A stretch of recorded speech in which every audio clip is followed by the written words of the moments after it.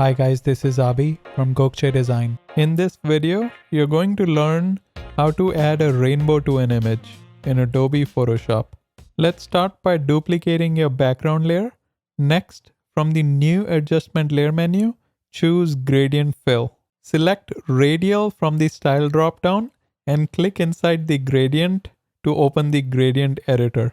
In the Presets window, expand Legacy Gradients, then Special Effects, and then choose Russell's Rainbow. Click OK to exit and then increase the scale to 125%. Next, double-click on the gradient's thumbnail and drag and position the rainbow as per your liking. Right-click and convert to Smart Object so we can apply some filters. Click on Filter in the top menu and choose Gaussian Blur from the Blur dropdown. Pick a radius value of around 60 pixels and then click OK. Hide the visibility of the gradient fill layer and click on the Channels tab. Activate the blue channel and then click on the Load Channel as Selection button.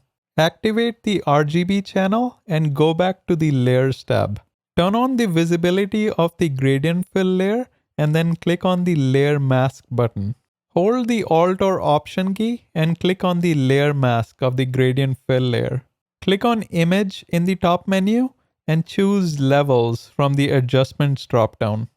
Drag the black slider to the right to darken the layer mask. Next, we're going to paint over the areas where we don't want the rainbow to appear.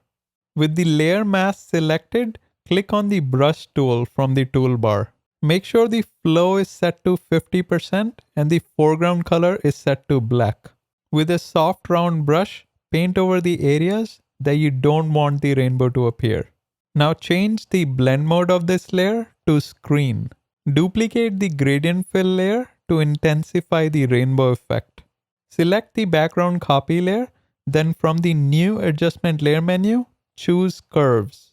To darken everything except the rainbow, bring the curves line down a bit. Finally, let's look at the before and after images. Looks good to me. Make sure you like, subscribe, and turn on the notification bell. Until next time.